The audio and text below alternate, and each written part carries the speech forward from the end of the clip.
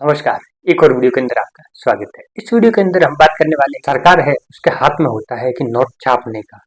तो सरकार क्यों न नोट छाप करके अपने लोगों के अंदर बांट दे और देश के अंदर से गरीबी मिटा दे। ऐसा सरकार कर सकती है, लेकिन सरकार ऐसा नहीं करती। वो क्यों नहीं करती, उसके पीछे क्या रीजन है, वो इस वीडियो के अंदर अपन बात करने वाले हैं। सरकार है वो नोट छाप करके गरीबी क्यों नहीं मिटा देती। एक देश ने ऐसा किया था जिसका नाम है वेनेजुएला। वेनेजुएला ने बेहताशा नोट छाप दी और अपने लोगों के अंदर बांट दी। तो वहां पर क्या है, महंगाई बढ़ गई। महंगाई बढ़ गई, उसके पीछे ये कारण है कि जो चीजें थी वो तो लिमिटेड थी, लोगों के पास में ज्यादा पैसा आ गया तो लोगों ने उस चीजों को दाम बढ़ा दी कि मैं इतने दूंगा, मैं इतने दूंगा, ऐसे करके चीजें महंगी हो गई।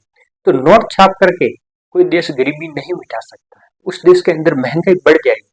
उसके पीछे रीजन है, जैसे कि भारत के अंदर आरबीआई है, वो नोट छापती है तो उसको सरकार से स्वतंत्र संस्था है, वो नोट छापती है और देश के अंदर नोटों को कंट्रोल कर, उसको भी कुछ नियम कानून है वो मानने पड़ते हैं। ऐसे ही नहीं कि नोट छाप देती है। समझने के लिए हम एक एग्जाम्पल लेते हैं, एग्जाम्पल के थ्रू समझते हैं। जैसे कि पहले जमाने के अंदर जब नोट नहीं हुआ करते थे तब लोग व्यापार कैसे करते थे, वो वस्तु विनिमय के थ्रू करते थे। जैसे एक व्यक्ति के पास वस्तु ए है, दूसरे के पास में वस्तु बी है, तीसरे के पास में वस्तु सी है। जिसको ए के पास में जो वस्तु है वो बी को चाहिए तो वो उसको देगा, सी को चाहिए तो वो उसको देगा। इस तरह से वस्तु विनिमय का चक्र है वो चलता रहता था और लोगों का काम हो जाता था। तो धीरे धीरे ये वस्तु विनिमय जैसे जैसे लोगों की संख्या बढ़ती गई, शहरों की संख्या बढ़ती गई, गांवों की संख्या बढ़ती गई, तब ये मुश्किल होता गया। तब क्या है, मुद्रा का चलन आया, लोगों ने नोट छाप दिए या सिक्के चलाए। तो इस तरह से ये परंपरा चलन के अंदर आई। तो उसको समझने के लिए एक एग्जाम्पल वो ये है, उसमें और डिटेल में समझने के लिए ये है कि एक व्यक्ति है ए, उसके पास में गेहूं है। एक व्यक्ति है बी, उसके पास में कपड़े हैं। तो ए को बी के पास में व्यापार करने के लिए कपड़े चाहिए तो वो उसको गेहूं देगा और वो कपड़े दे देगा। ये तो हो गया वस्तु विनिमय। अब नोट में ये होता है कि ए ने चिट्ठी लिख करके दे दिया कि मेरे पास में 5 बोरी गेहूं पड़े हैं, आपको 5 बोरी के एवज में इतने कपड़े मेरे को देने हैं। वो चिट्ठी लेके गया व्यक्ति, बी को पकड़ा दी, बी ने है वो कपड़े दे दिए, वो गेहूं वहीं पर रखे हुए हैं। इन्हें लिख के दे दिया कि जब आपको गेहूं की आवश्यकता हो, 5 बोरी मेरे घर पे पड़े हैं, तब भी लेके जाना।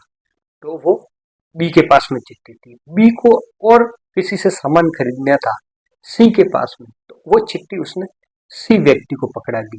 सी व्यक्ति को बोला कि मेरे 5 बोरी गेहूं उस व्यक्ति ए के पास में पड़े हुए, आपको चाहिए तो ले लेना, नहीं तो मेरे को ये वस्तु दे दो। तो सी ने वो वस्तु बी को पकड़ा दी। इस तरह से वो वहां पर चिट्ठी चली गई सी के पास में। अब सी को जब जरूरत होगी तब वो ए के पास में आएगा और अपना सामान ले जाएगा। तो इस तरह से ये नोट वजूद के अंदर आ गया। अगर ये ए ने 5 बोरी गेहूं के बदले 10 बोरी गेहूं का लेकर के बी से 10 बोरी गेहूं के कपड़े खरीद लिए, तो बी ने वो चिट्ठी सी को पकड़ा दी 10 बोरी की। फिर सी है वो ए के पास में 10 बोरी लेने आएगा, उसको नहीं मिलेगी तो उस पत्र की वैलिडिटी नहीं रहेगी, वो खारिज हो जाएगा। कि चिट्ठी पर लिख के दी है उतना उसके गोदाम में माल होना चाहिए।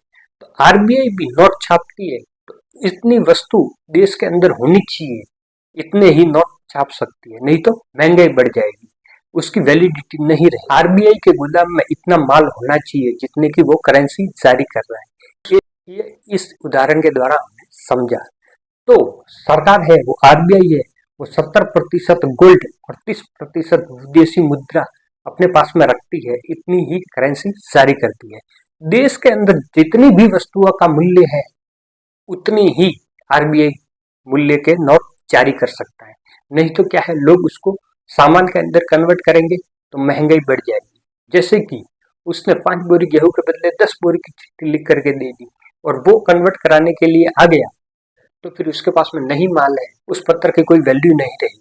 तो इसी तरह से जैसे भी नोट मार्केट के अंदर बैंक चलाता है तो उसके पास तो देश के अंदर इतने रुपए का सामान होना चाहिए, उतना गोदाम के अंदर होना चाहिए, तभी उस नोटों की वैल्यू रहेगी। चीजें तो देश के अंदर लिमिटेड है और पैसा ज्यादा हो गया तो चीजों की महंगाई बढ़ जाएगी। तो इस तरह से कोई देश नोट छाप करके अपने देश के अंदर गरीबी नहीं मिटा सकता। ये अपन ने इस वीडियो के अंदर जाना। बाकी आपकी इस विषय पर क्या राय है वो कमेंट बॉक्स के अंदर जरूर रखें। वीडियो पसंद आए तो लाइक कर दीजिए, दोस्तों के साथ में शेयर कर दीजिए। ऐसे ही वीडियो हमारे चैनल पर आते रहते हैं। मिलते हैं एक नेक्स्ट वीडियो के अंदर, तब तक के लिए जय हिंद जय भारत।